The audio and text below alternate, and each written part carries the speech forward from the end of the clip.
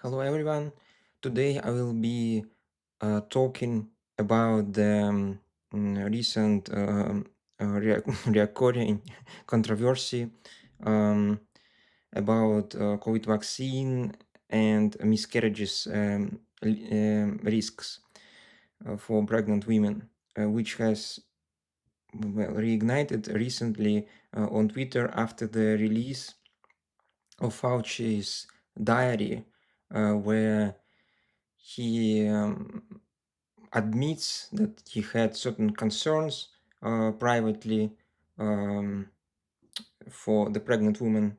However, publicly, he puts up completely different message, which kind of made people angry and prompt this re-examination of any data regarding the miscarriages risks. Now, specifically, people are talking about this paper by Tom Shimabukuro and other people from CDC. So as a main source of information on this topic. And I will try to explain the opinions of both sides of this discussion and show which mistakes every side commits. Okay, I'll start with the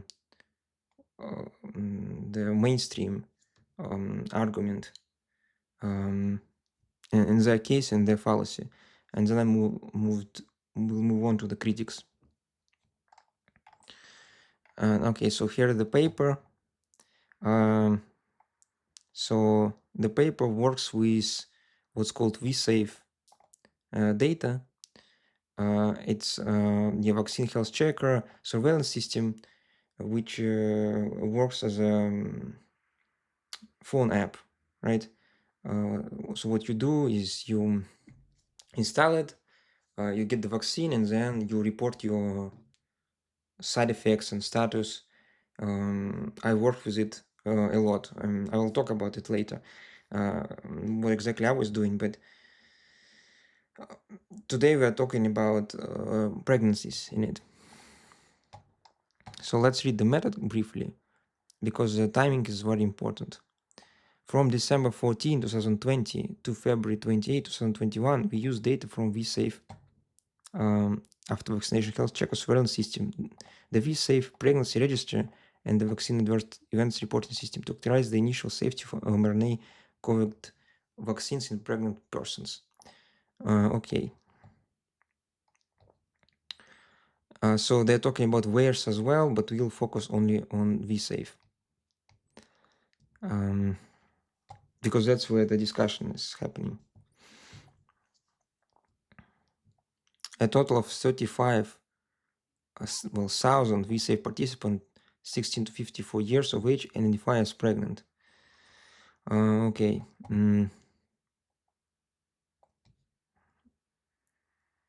But only among 3,958 participants enrolled in vsafe pregnancy registry, 827 had a completed pregnancy, of which, well, they report 115 pregnancy losses and 712 live births.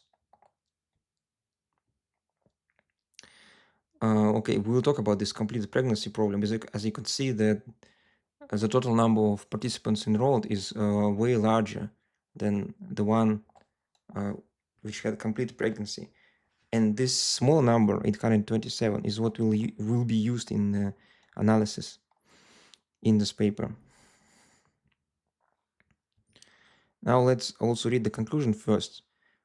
Just remember all the wording because we'll return to it later.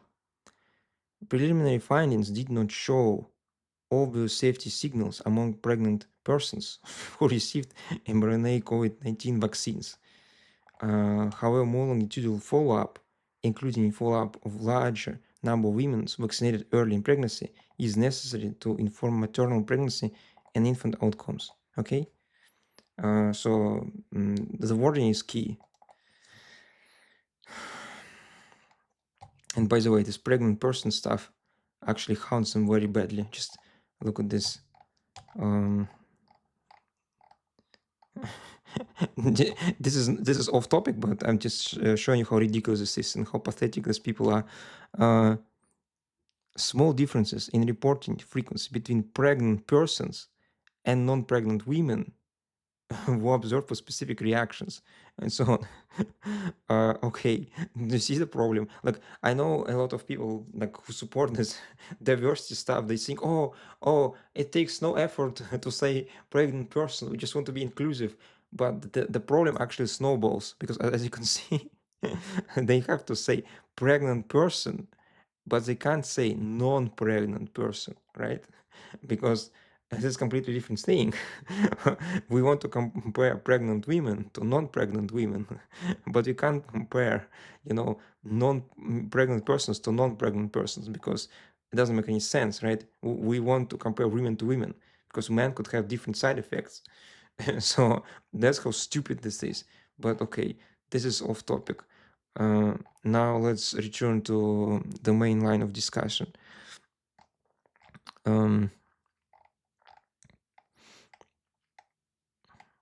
So this is methods in more details. Outcomes, results.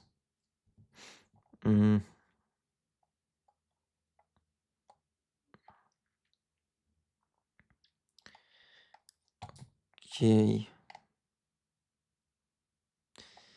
As of March 30, 2021, as you can see, this is the cutoff for the data collection of the study. The study is published, remember, April 21, so 20 days before that, they end the data collection study, which again, they started in December, February, right? The pregnancy started December, February.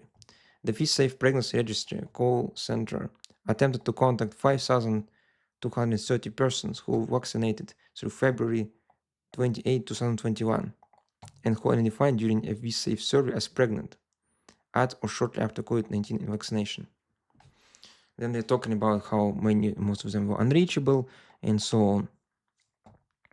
And in the end, the registry enrolled these 3,958 participants with vaccination from December 14, 2020 to February 28, 2021.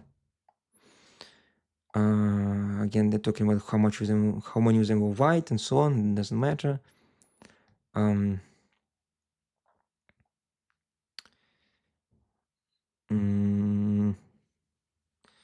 Okay, so that's what's more important. Receipt of our first dose of vaccine meeting registry eligibility criteria was reported by 92 participants during the periconception period, by 1,132 in the first trimester of pregnancy, and by 42% in the second trimester, and 25.7% in the third trimester.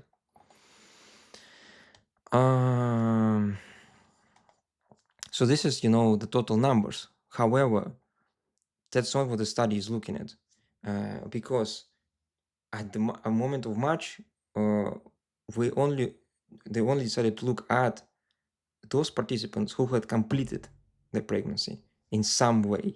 So among 827 participants who had a completed pregnancy, the pregnancy resulted in a live birth in 712 cases, 86%.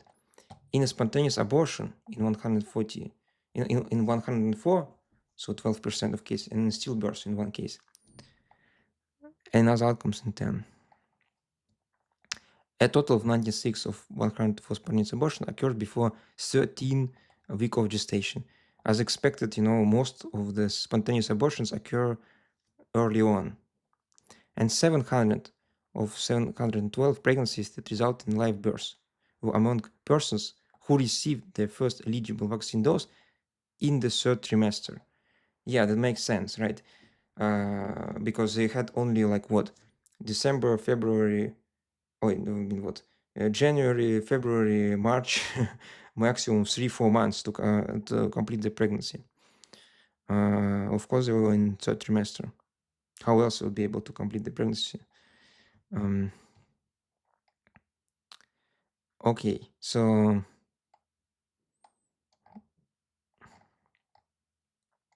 this is what they found. Now, well, where the controversy happens. So the controversy is how they frame the result. As you could see, they report this vsafe pregnancy outcomes of spontaneous abortions of 104 as we found them. And the question is, okay, what do we compare it to? Here they write it as not applicable, right? Why? Because, well, yeah, we don't know what we compare it to, right? The structure of the study doesn't allow us to find the true incidence, as you can see, like because most of participants haven't completed their pregnancy yet. So in the original version of the paper, before they published this correction in September, so half a year later, they had here 127 as a denominator. So they just have a number 104 divided by 827, which is like 12%, instead of writing non-applicable. And this is problematic, right? Because we know that this number 827 women who have mostly successfully completed their pregnancy are the women who received the vaccine only in the third trimester, right? Therefore, they could not have a spontaneous abortion. Well, because spontaneous abortions just predominantly occur in early stages of pregnancies. So imagine if you want to test whether vaccine causes spontaneous abortion, the participants in your studies need to be vaccinated before this early period. If you vaccinate most of them in the third trimester, clearly you will not be able to tell whether vaccine causes abortions or not. And so writing this number there is wrong, right? It's really deeply misleading. But that's what they did until they corrected it and replaced it with not applicable, not applicable. Months later. So, like, you could ask, how bad is this, right? What's the problem? So the problem is how the consensus is formed. Imagine you have the study which arrived at this conclusion. Preliminary findings did not show obvious safety signals among pregnant persons who received mRNA COVID vaccines. Does the study actually provide evidence for this conclusion? No. So no, because I mean we already said that you don't have a true denominator. You didn't actually test it whether your vaccine caused spontaneous abortion in the first in the moment where it can cause a spontaneous abortion. Most of your women were vaccinated in third trimesters.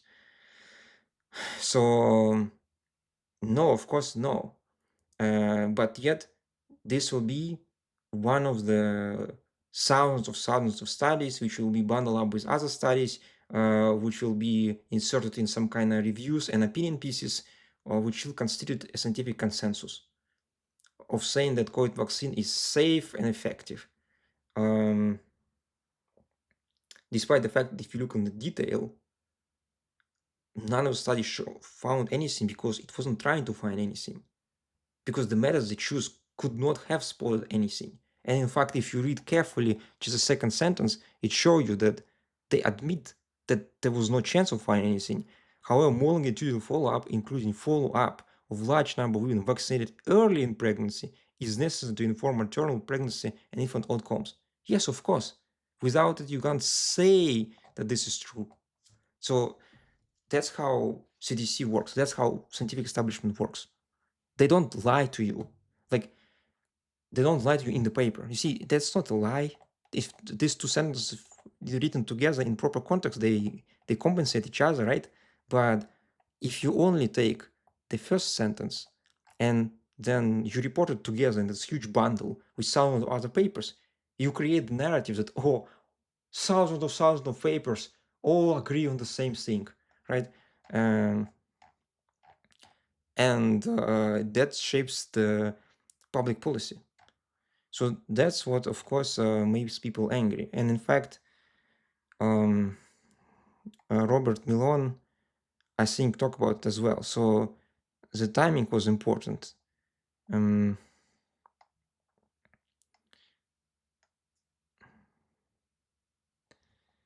Yeah, so they had these concerns about spontaneous abortions and vaccination of pregnant women. And this study was important in making the decision. However, it had this blatant error, which was corrected only in October.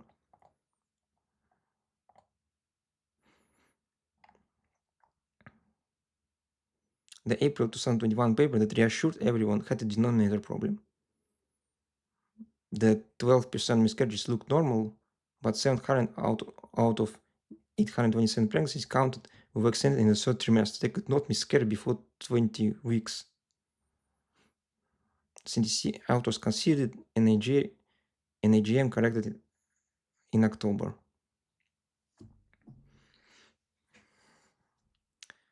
So, yeah, so that's why the mainstream establishment was wrong here, at least in this paper. Now let's talk about what the opponents did and how they tried to correct the calculation and why it became so much worse. So, okay, so the genius idea is like to correct it is, well, say, okay, we know that 700 that resulted in live births, 700 of pregnancies, were among persons who received their first eligible vaccine dose in the third trimester. Okay, so we want to basically remove them now from the denominator, right? We know that they could not had this type of adverse event. So okay, so we are left with only 127 then participants out of 827 who received the vaccine in the first trimester, right? And then we know that out of them, basically 104 had a spontaneous abortion. So almost everybody, right? Almost everybody. And if you divide one number by another, you get 82%. And this is this number which is circulated on Twitter so much. And it's also wrong because, again, that's why I was saying the timing is so important. We only look at women who were vaccinated, as you said, in the early stages of the pregnancy in December to February from 2020 to 2021. And we only look at completed pregnancy by the 30th of March. So, yeah, of course, among the women who, well, were vaccinated in the first trimester, and completed their pregnancy in 4 months, 104 got spontaneous abortion, because how else you could complete your pregnancy in 4 months? It's surprising that's not that number is not 100%, right?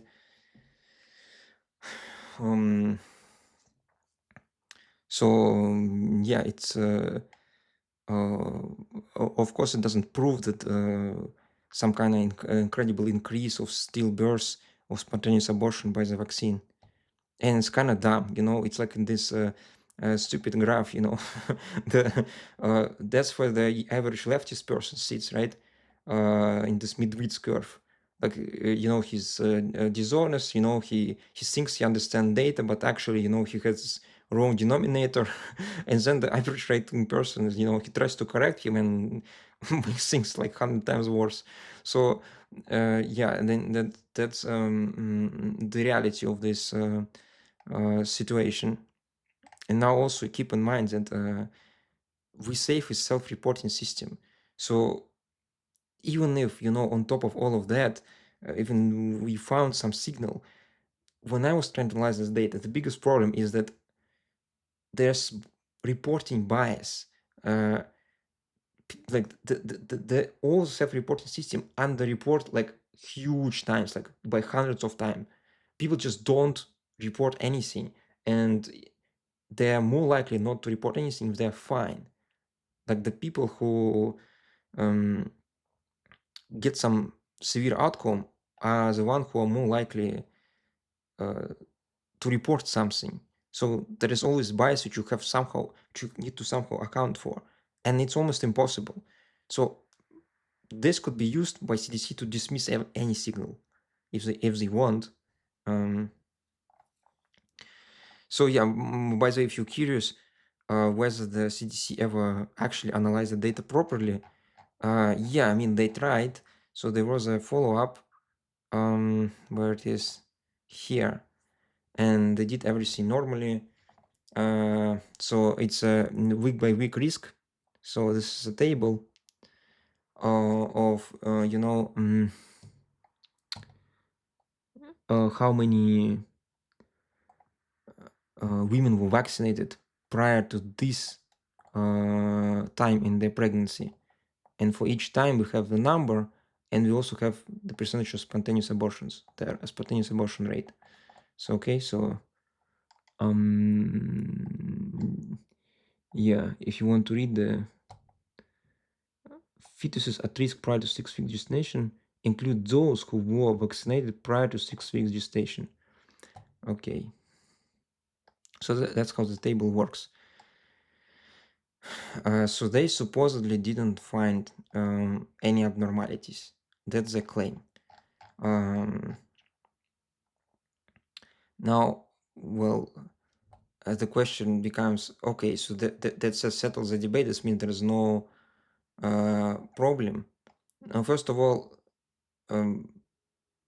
spontaneous abortion might not be the only adverse event affecting pregnancy. There could be way more long-term problems with these kids in the future, and this still is not addressed, of course. Now, whether this analysis is correct, I mean, I don't know. I mean, because they only give this final table. So in general, whether you ever trust anything coming out of CDC or any academic community. So when it comes to vaccine, in general, it's extremely unlikely that if they found, like extremely unlikely to find a scientific paper which would, show any noticeable problem with COVID vaccine. Usually, they all only publish in stuff like, oh, this is very rare adverse event, or we look at this extremely rare adverse events, and so on. So the biggest disaster with COVID vaccine will never be addressed. The things like these long COVID-like pathologies, which only appear as collection of symptoms like headache, chest pain, palpitation, tingling sensation, tinnitus, this will never be addressed. they will always be discounted, and all the studies which you'll see probably will look like we did some useless analysis, meaningless analysis. Here's our limitation, we of course admit it, but we found nothing bad, so everything is fine. That's how a mainstream view works. We did nonsense which had no chance to ever find anything, and then we found nothing, and so everything is fine. We turn the absence of evidence into the evidence of absence. Now, if you want to actually try to find something yourself, you need to work with the original data. And for vsafe, we actually have this possibility because CDC was forced by the Freedom of Information Act to release the original data set. And it was even analyzed by third groups. I will talk about that analysis in a separate video. I don't like the analysis either, but these people, they brought the receipts. So you had all the data set in the original file. You could try to download it. It's huge. You will not be able to even open it on your laptop. It's really scary. You see, 5 gigabyte zip file. This is what I had to work with my friend, with data analyst. It's really tough, but that's the only way you could actually try to find something, because CDC just doesn't bother finding anything. So yeah, I will talk about my analysis of vsafe data in a separate video as well. Yeah, okay, I just want to leave you a link so that you always have access to sources. And just remember, in every Twitter debate, even if person is super confident and saying to your face, that's what paper claim, that's like, I saw it, you should not trust him. Like, there's always like an abyss between, oh, there is a paper I saw, and the actual link to the paper. so okay, this is that. This abyss is a scientific inquiry, basically, right? Precisely. So no, you always have to do everything yourself. If the question is important for you, and this means you want to have informed opinion, you have to go through all this dirty stuff, look under the hood, how the data was collected, how it was processed, and where you could be lied to by everybody, by commentators, by the authors, by all the experts. Otherwise, you will fall victim of someone else's propaganda. And the last thing to say is that, if you, like me, think that this vaccine was very bad, that doesn't mean we have to support any, hysteria, trying to attack it without any, proper foundation, because this basically will discredit the anti-vaxxer movement. What it does is create this situation where the people in the mainstream will start associate any anti-vaccine narrative with some kind of crazy, stupid people who don't understand that women could not give birth in 4 months, right? So that doesn't do anything good, because you will not be able to change the opinion of a different person, and this means your movement could not grow. Instead, you just have this two walls pressing on each other, and the pressure is just getting bigger and bigger every day, and there's no agreement, and America is really slipping into dangerous territory. So this is somewhat sad, but I don't have anything good to say anymore. So I'll end the video here. See you next time.